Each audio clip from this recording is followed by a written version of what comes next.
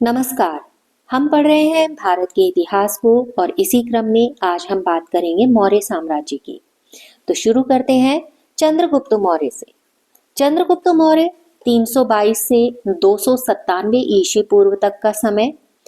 चाणक्य की सहायता से अंतिम नंद शासक धननंदी को अपदस्थ कर 322 ईस्वी पूर्व में चंद्रगुप्त मौर्य मगध का शासक बना, यानी उसने मौर्य साम्राज्य की नींव रखी।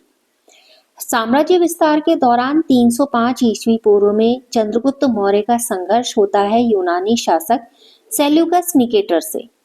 सेल्यूकस ने 500 हाथियों के बदले एरिया यानी हेरात, अराकोसिया यानी कांधार और जेड्रोसिया और पेरोपनीसडाई यानी काबुल के क्षेत्रों के कुछ भाग दिए।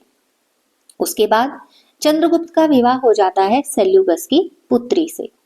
चंद्रगुप्त और सेल्यूकस के युद्ध का वर्णन मिलता भी है और ये वर्णन मिलता है एप्पीयानस में। सेल्यूकस ने चंद्रगुप्त मौर्य के दरबार में अपना एक राजदूत भेजा, जिसका नाम था मेगस्थनीज। मेगस्थनीज ने पाटलिपुत्र में रहकर इंडिका की रचना की। स्ट्रेबो का जस्टिन की रचनाओं में चंद्रगुप्त मौर्य को एक नया नाम है। चंद्रगुप्त मौर्य को उसमें सेंड्रोकोटस कहा गया है, जबकि एरियन और प्लूटार्क ने उसे एंड्रोकोटस कहा है। विलियम जोन्स ने सबसे पहले यह प्रमाणित किया कि सेंड्रोकोटस ही चंद्रगुप्त मौर्य है। मुद्रा राक्षस, जो कि विशाख दत्त ने लिखा था, एक नाटक है।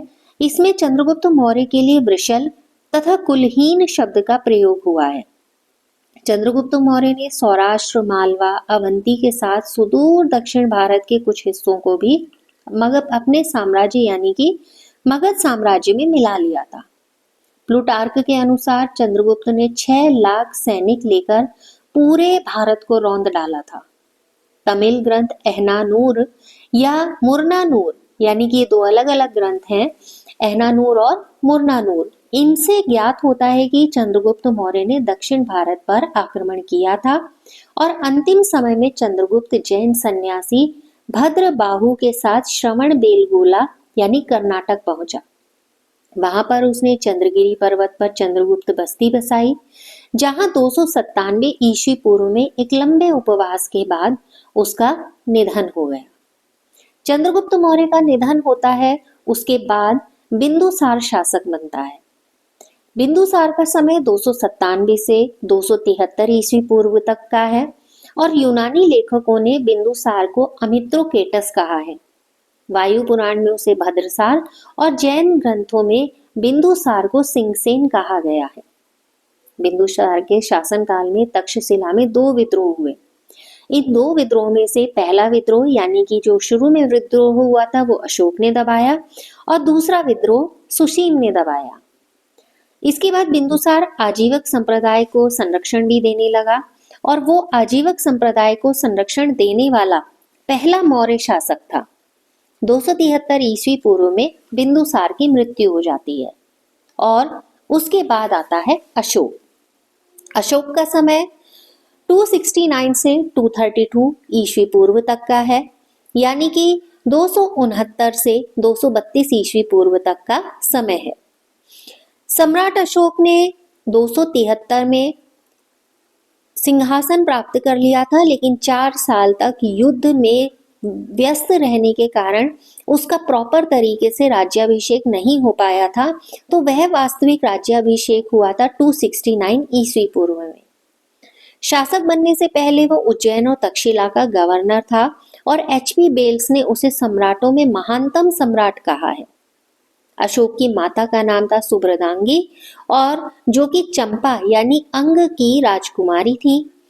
उसने कश्मीर और खोतान पर अधिकार कर लिया था और कश्मीर में अशोक ने श्रीनगर की स्थापना की थी। कई बार प्रश्न पूछे जाते हैं, श्रीनगर की स्थापना किसने की थी? राज्याभिषेक के 8वें वर्ष में यानी 261 ईस्वी पूर्व में अशोक ने कलिंग पर आक्रमण किया। कलिंग के हाथी गुम्फा अभिलेख से प्रकट होता है कि संभवतः उस समय कलिंग पर नंदराज नाम का कोई राजा राज्य करता था और कलिंग युद्ध में बहुत हिंसा के बाद उसने युद्ध विजय की जगह धम्म विजय को अपनाया था। उपगुप्त नामक बौद्ध भिक्षु से उसने बौद्ध धर्म की दीक्षा भी ली थी। बौद्ध धर्म अपनाने के बाद उसने बौद्ध धर्म का प्रचार प्रसार किया। उसके लिए अपने पुत्र महेंद्र और पुत्री संघमित्रा को बौद्ध धर्म के प्रचार के लिए श्रीलंका भेजा था। अशोक ने शासन के 10वें वर्ष में बोधगया तथा 20वें वर्ष में लुम्बिनी की यात्रा की और नेपाल की तराई में स्थित निगलीवा में कनक मुनि के स्तूप को संवर्धित भी किया। अशोक ने धम्म को नैतिकता से जोड़ा और इसके प्रचार प्रसार के लिए उसने शिलालेखों को उत्कीर्ण कराया। शिलालेखों को उत्कीर्ण कराने की प्रेरणा उसने ईरानी शासक दारा प्रथम से ली थी। अशोक ने विहार यात्रा की जगह बौद्ध तीर्थ स्थलों की यात्रा यानी धम्म यात्रा को प्रेरित किया। धम्म को स्थापित करने के लिए धम्म महापात्र यानी अपने शासनकाल के 13वें वर्ष में उसने धम्म महापात्र नाम के अधिकारियों की नियुक्ति भी की थी। अशोक के शिलालेख ब्राह्मी, ग्रीक, अरमाइक और खरोष्टी लिपि में उत्कीर्ण है, जबकि अशोक के स्तंभ लेख प्राकृत भाषा में लिखे गए हैं। शहबाजगढ़ी और मानसेहरा के जो शिलालेख हैं उनकी लिपि खरोष्टी है और तक्षशिला तथा लगमान के शिलालेख अरमाइक में उत्कीर्ण है, यानी अरमाइक एक प्रकार की जो लिपि है उसमें उत्कीर्ण है। साथ ही एक ऐसा भी अभिलेख है जो 2 लिपि में यानी अरमाइक और ग्रीक लिपि में लिखा गया है, वो है शेरे कुना। सबसे पहले 1750 में टील पैंथर नाम के विद्वान ने अशोक की लिपि का पता लगाया और 1837 में जेम्स प्रिंसेप ने उन शिलालेखों को पढ़ने में सफलता प्राप्त की और धौली और जौगढ़ के जो शिलालेख हैं वो पृथक कलिंग लेख कहलाते हैं। इनमें सभी मनुष्यों को अपनी संतान बताया गया है। कौशाम्बी और प्रयाग के स्तंभ लेख में अशोक की रानी कारुवाकी के दान का उल्लेख मिलता है। इसके अलावा यहाँ अशोक की किसी भी अन्य रानी के कहीं भी नाम का उल्लेख नहीं मिलता है।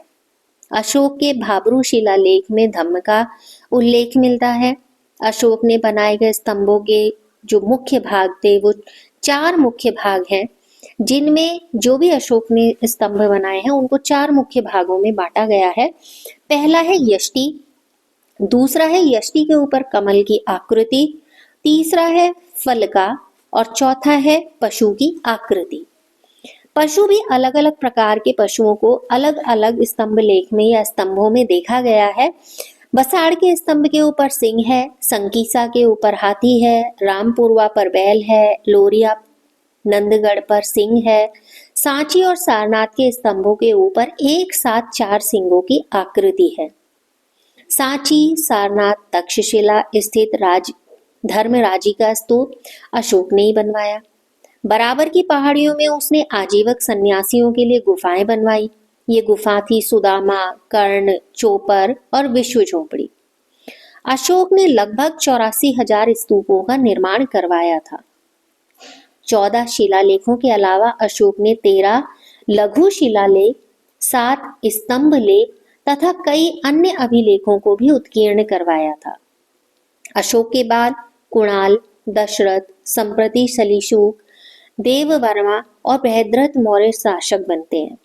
बृहद्रथ अंतिम मौर्य शासक था और उसके बाद पुष्यमित्र शुंग ने बृहद्रथ की हत्या कर दी थी और शुंग वंश की नींव डाली थी। आज के वीडियो में इतना ही। अगले वीडियो में हम पढ़ेंगे मौर्य प्रशासन के संबंधित महत्वपूर्ण बिंदु। नमस्कार।